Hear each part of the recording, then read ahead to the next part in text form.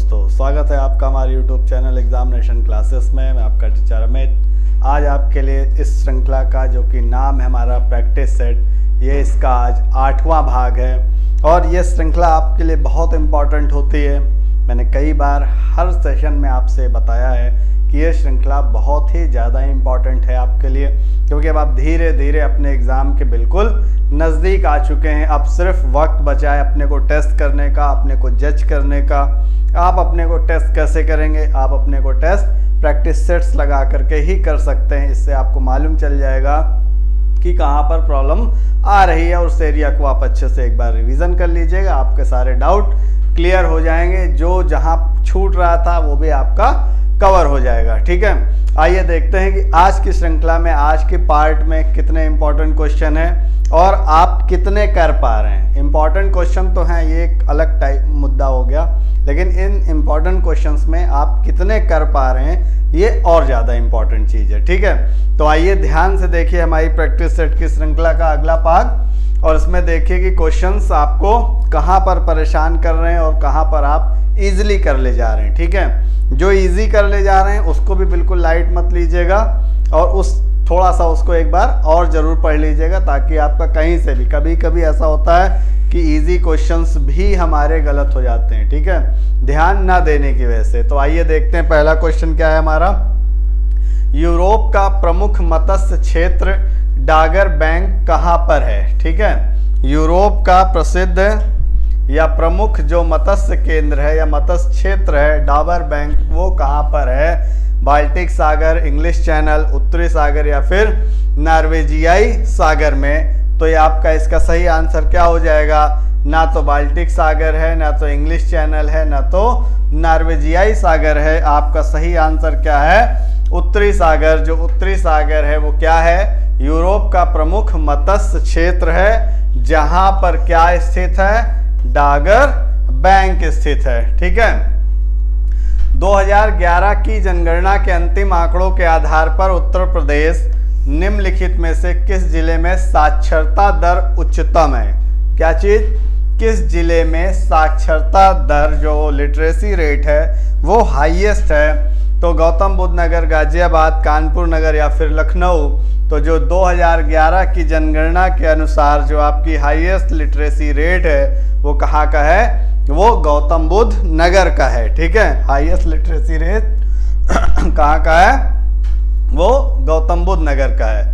Golden धान में सर्वाधिक मात्रा किस चीज की होती है? गोल्डन धान में सर्वाधिक मात्रा किसकी होती है? विटामिन ए की होती है, विटामिन बी की, विटामिन सी की या फिर विटामिन के की। तो जो गोल्डन धान होता है उसमें आपकी किसकी मात्रा ज़्यादा होती है? विटामिन ए की। किसकी मात्रा ज़्यादा होती है? विटामिन ए की मात्रा क्या होती है? सर्वाधिक होती है। ठीक, अगला देखिए, निम्नलिखित में से कौन हमारे शरीर का सबसे दृढ़ भाग है? दृढ़ भाग मतलब मजबूत। क्या है दृढ़ भाग का मतलब? मजबूत भाग कौन सा है हमारा? अस्थि है, डेंटिन है, सीमेंटम है या फिर दंतवल्क है? तो सबसे जो दृढ़, सबसे मजबूत जो भाग होता है वो शरीर का क्या होता है? दांतों का हिस्सा होता है। ठीक है, इसको क्या कहते हैं? इसको कहते हैं दंतवल्क। क्या कहते हैं? सबसे हार्डेस्ट पार्ट जो होता है वो इनेमल होता है बॉडी का। ह्यूमन बॉडी का सबसे हार्डेस्ट पार्ट क्या होता है? इनेमल होता है, जिसे हिंदी में कहते हैं दंतवल्क और हिंदी में स्ट्रॉन्गेस्ट को कहेंगे दृढ़। ठीक है, कि निम्नलिखित में से कौन सा हमारे शरीर का सबसे दृढ़ भाग है? तो आपका दंतवल्क है। अगला देखिए, वायु में कौन सी नोबेल गैस नहीं होती है? वायु में कौन सी नोबेल गैस नहीं होती है? हीलियम, आर्गन, नियॉन या फिर रेडॉन। वायु में कौन सी नोबेल गैस नहीं होती है? हीलियम, आर्गन, नियॉन या फिर रेडॉन। तो वायु में जो है रेडॉन नामक नोबेल गैस नहीं होती। आपका आंसर क्या हो जाएगा? Radon, answer number D. अगला देखिए, सूर्य में ऊर्जा का निर्माण होता है, कैसे होता है? सूर्य में ऊर्जा का निर्माण कैसे होता है? नाभिकीय विखंडन द्वारा, नाभिकीय संलयन द्वारा, ऑक्सीकरण अभिक्रियाओं द्वारा या फिर अवकरण अभिक्रियाओं द्वारा। तो जो सूर में नाभिकीय विखंडन होता है उसमें क्या होता है, ये नाभिकीय संलयन जो होता है उसकी वजह से सूर में जो होता है वो ताप होता है, वो ऊर्जा होती है। जो ऊर्जा जो ताप उसके अंदर होता है वो किसकी वजह से होता है, वो नाभिकीय संलयन द्वारा होता है। समझ गए आप, किसके द्वारा होता है, नाभिकीय संलयन द्वारा ऊर्जा में, मतलब सूर में ऊर्जा का निर्माण होता है। सूर में ऊर्जा का निर्माण किससे होता है, नाभिकीय संलयन में होता है। समझ गए। जब किसी पिंड को चंद्रमा से पृथ्वी पर स्थानांतरित किया जाता है तो क्या होता है, पृथ्वी पर उसका भार घट जाता है और मात्रा बढ़ जाती है, या फिर पृथ्वी पर उसका भार बढ़ जाता है तथा मात्रा घट जाती है, पृथ्वी पर उसका भार तथा मात्रा अपरिवर्तित रहती है, या फिर पृथ्वी पर उसका भार बढ़ जाता है तथा मात्रा अपरिवर्तित रहती है। तो जब किसी पिंड को चंद्रमा से पृथ्वी पर ट्रांसफर किया जाता है तो क्या हो जाता है, पृथ्वी पर उसका भार बढ़ जाता है तथा मात्रा जो है वो क्या रहती है, अपरिवर्तित रहती। पृथ्वी पे उसका भार क्या होता, बढ़ जाता है तथा मात्रा क्या रहती है, अपरिवर्तित रहती है। ठीक है। अगला देखिए, अतीत के चलचित्र किसकी रचना है, अतीत के चलचित्र किसकी रचना है, महादेवी वर्मा, अयोध्या सिंह, सिया राम शरण गुप्त, सूर्यकांत त्रिपाठी, निराला। तो जो अतीत के चलचित्र है वो किसकी रचना है, वो महादेवी वर्मा जी की है। किसकी रचना है, अतीत के चलचित्र महादेवी वर्मा जी की है। ठीक है। नेक्स्ट देखिए, मुहावरे अपना सामान्य अर्थ ना देकर डैश अर्थ प्रकट करते हैं। मुहावरे अपना सामान्य अर्थ ना देकर के विशेष अर्थ प्रकट करते हैं। क्या करते हैं, विशेष अर्थ प्रकट करते हैं। समझ गए। मुहावरे अपना सामान्य अर्थ ना देकर के क्या करते हैं, विशेष अर्थ प्रकट करते हैं। अगला देखिए, निम्नलिखित में से कौन सा शब्द पुल्लिंग है। ठीक है, कौन सा जो आपका शब्द है वो पुल्लिंग है। वचन, हानि, प्यास, बचत, ये सारे जो है, हानि उसको हानि हो गई, ये भी क्या है, स्त्रीलिंग है। उसकी बचत और उसकी प्यास, तो ये सारे क्या है, स्त्रीलिंग है। हमें ढूंढना क्या है, वचन। जैसे बोलते हैं ना कि उसका वचन, उसने वचन दिया, तो जैसे आपको बोल के ही मालूम चल जाता है, तो इसी तरीके से ये कोई डिफिकल्ट नहीं होता है, बहुत इजी होता है कि आपको बोल करके ही समझ में आ जाएगा कि कौन स्त्रीलिंग है और कौन पुल्लिंग है। तो जो आपका सही आंसर है वचन है, इनमें से पुल्लिंग शब्द है।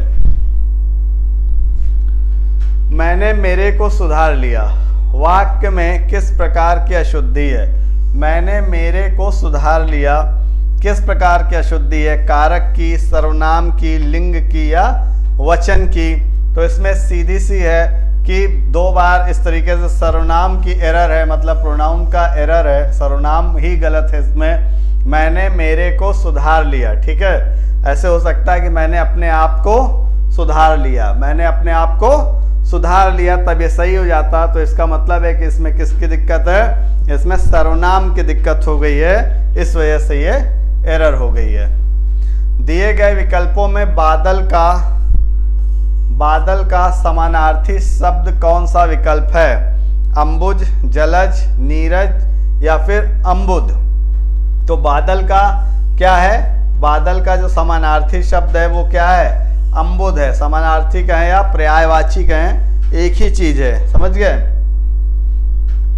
निम्नलिखित में से नेम सेक क्या है, ये नेम सेक एक पुस्तक है, इसके रचयिता कौन है। तो बताइए कि नेम सेक पुस्तक के रचयिता इन ऑप्शंस में से कौन है। तो आपका ऑप्शन है विक्रम सेठ, झुम्पा लाहिड़ी, किरण देसाई, शोभा डे। तो इसमें से सही आंसर आपका क्या है, नेम सेक पुस्तक की रचयिता या लेखिका कौन है, झुम्पा लाहिड़ी हैं। समझ गए। अगला देखिए, विश्व पर्यावरण दिवस कब मनाया जाता है, 5 जून, 7 जुलाई, 21 दिसंबर और 23 जून। तो ये सबको मालूम है कि विश्व पर्यावरण दिवस कब मनाया जाता है, 5 जून को मनाया जाता है।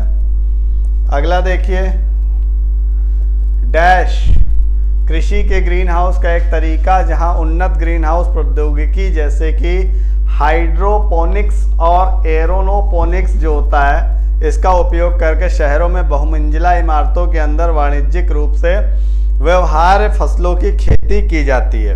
तो ये किस टाइप का तरीका है भाई? लंबवत खेती, हाइड्रोकल्चर, जैविक खेती या रोबोकल्चर।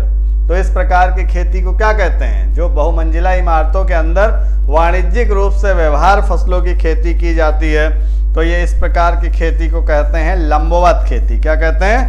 लंबवत खेती कहा जाता है। ठीक है, इस प्रकार की खेती को क्या कहा जाता है? लंबवत खेती कहा जाता है।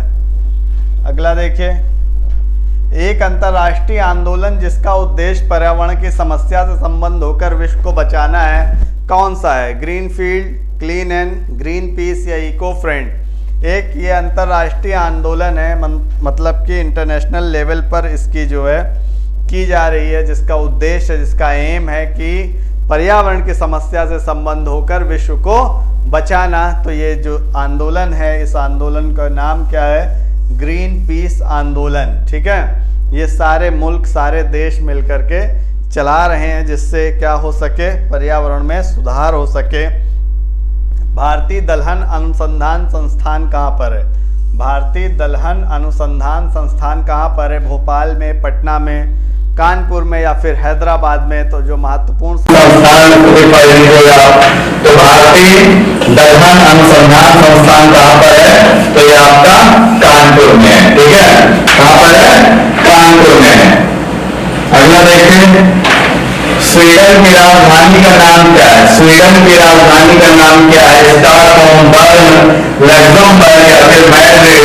तो आपको पता होना चाहिए कि स्वीडन की राजधानी का नाम है स्टॉकहोम। और क्या है? स्वीडन की राजधानी का नाम क्या है? स्टॉकहोम है।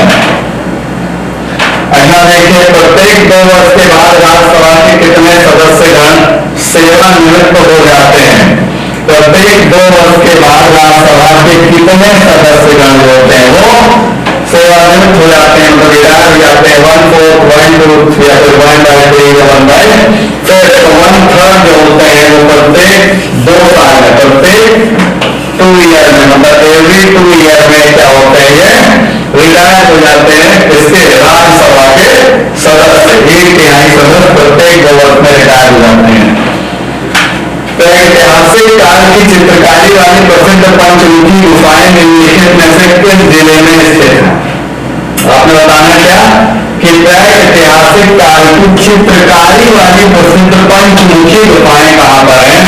मिर्जापुर, सोनभद्र, वाराणसी या फिर चंदौली। तो ये जो आपकी पंचमुखी चित्रकारी वाली गुफाएं हैं, ये कहाँ पर रखी है?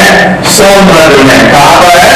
सोनभद्र में है। ठीक है, अगला देखिए, भारत में नए संसद की आधारशिला किस तिथि को रखी गई है? बहुत इंपॉर्टेंट क्वेश्चन है। भारत में नए संसद की आधारशिला किस तिथि को रखी गई है? 5 दिसंबर 2020, 10 दिसंबर 2020, 12 दिसंबर 2020 या फिर 15 दिसंबर 2020 को जो आपके नए संसद भवन की स्थापना हुई है, यह आधारशिला रखी गई है। कब रखी गई है? 10 दिसंबर 2020 को। निश्चित को याद रखिएगा। ठीक है, अंतर्राष्ट्रीय प्रवासी दिवस, अंतर्राष्ट्रीय प्रवासी दिवस कब मनाया जाता है? 11 दिसंबर को, 12 दिसंबर को, 13 दिसंबर को या फिर 18 दिसंबर को? अंतर्राष्ट्रीय प्रवासी दिवस कब मनाया जाता है बेटा? ये मनाया जाता है आपका 18 दिसंबर को। कब मनाया जाता है? 18 दिसंबर को अंतर्राष्ट्रीय प्रवासी दिवस मनाया जाता है। अगला देखिए, विश्व भर में सामाजिक न्याय दिवस कब मनाया जाता है? विश्व भर में सामाजिक न्याय दिवस कब मनाया जाता है? ठीक है, सोशल जस्टिस डे कब मनाया जाता है? इंटरनेशनल 18 फरवरी, 19 फरवरी, 20 फरवरी या फिर 21 फरवरी।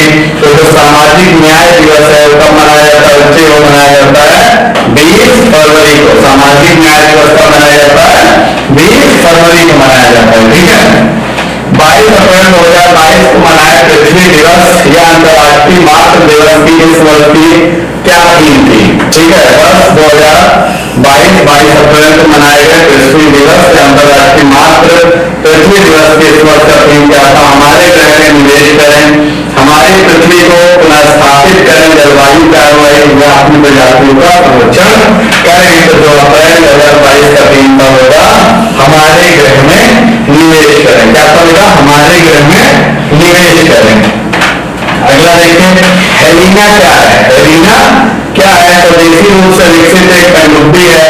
स्वदेशी रूप से विकसित helicopter launch anti tank guided missile है। डीआरडीओ द्वारा विकसित रॉकेट प्रणाली है या फिर संचार उपग्रह है। तो हेलिना क्या है? हेलिना स्वदेशी रूप से विकसित helicopter launch anti tank guided missile है। ठीक है, हेलिना क्या है? स्वदेशी रूप से विकसित helicopter launch anti tank guided missile है। अगला देखिए, विश्व प्रेस स्वतंत्रता दिवस। विश्व प्रेस स्वतंत्रता दिवस कब मनाया जाता है? 1 मई, 2 मई, 3 मई या फिर 4 मई? तो विश्व प्रेस स्वतंत्रता दिवस मनाया जाता है बेटा, कब मनाया जाता है? ये 3 मई को, हर साल 3 मई को ये मनाया जाता है। ठीक है, तो आज के सेशन के महत्वपूर्ण क्वेश्चंस जो आपने देखे, इसमें आप एक बार और अच्छे से देख लीजिएगा और ये जरूर देखिएगा कि कहाँ पर कोई क्वेश्चन आपसे छूट तो नहीं रहा है, कोई चीज मिस तो नहीं हो रही है, और ऐसा कोई क्वेश्चन तो नहीं है जो आपको डिस्टर्ब कर रहा हो। जिस भी एरिया से वो क्वेश्चन हो, उस एरिया को और अच्छे से थोड़ा सा एक बार जरूर देख लीजिए ताकि वो आपका जो बेहतर हो जाए और वहां से कोई गलती आपके दोबारा ना होने पाए। उस एरिया से जब भी क्वेश्चन आए आप उसको इजिली सॉल्व कर पाए। अगर हमारा कंटेंट आपको पसंद आता है, हमारी चीजें आपको पसंद आती, हमारी मेहनत आपको पसंद आती है, क्योंकि चैनल हमारा नया है तो हमें आपके सपोर्ट की जरूरत है। हमारे चैनल को ज्यादा से ज्यादा सपोर्ट कीजिए, अपना प्यार दीजिए, अपनी हिम्मत, अपनी ताकत दीजिए, अपना सपोर्ट दीजिए। ज्यादा से ज्यादा हमारे चैनल को सब्सक्राइब कीजिए, लाइक कीजिए, शेयर कीजिए और हाँ कमेंट जरूर कीजिए। और बेसिकली बेटा पॉजिटिव कमेंट कीजिए, जिससे क्या हो, आपके अच्छे और पॉजिटिव फीडबैक से हम और अच्छी चीजों को कर पाए। क्योंकि किसी भी फील्ड में जब कोई काम शुरू होता है तो उसमें कुछ ना कुछ कमियां जरूर रहती हैं और जो आपके सजेशन से जरूर दूर होंगी। जो भी चैनल में बड़े बड़े बने, ऐसा नहीं है कि सबने एक बार में सारी उपलब्धियां हासिल करनी है। सब कुछ आपसे है, आप ही हमारा साथ देंगे, आप ही हमारा सपोर्ट करेंगे और आप सब बच्चे ही हमारी क्या है, स्ट्रेंथ है। और इसी उम्मीद के साथ मैं आपको ढेर सारी शुभकामनाएं देना चाहता हूँ कि आपकी जो तैयारी है वो बहुत अच्छे से होती है और इस बार का आपका पेट जबरदस्त शानदार तरीके से अच्छे मार्क्स के साथ संपन्न हो। आपका दिन शुभ